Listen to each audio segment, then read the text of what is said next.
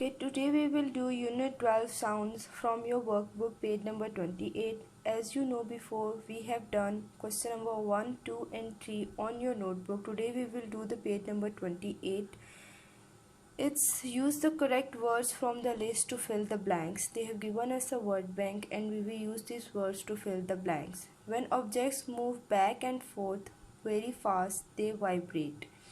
Vibration of sounds are picked up by or dash its ears.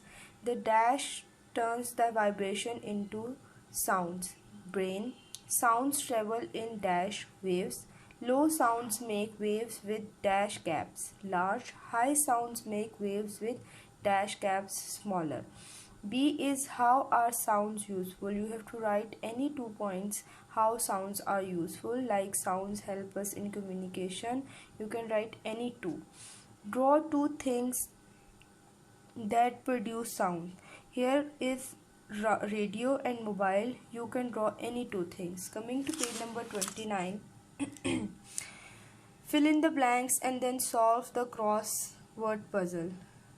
You have to solve the puzzle and then write the words in the blanks.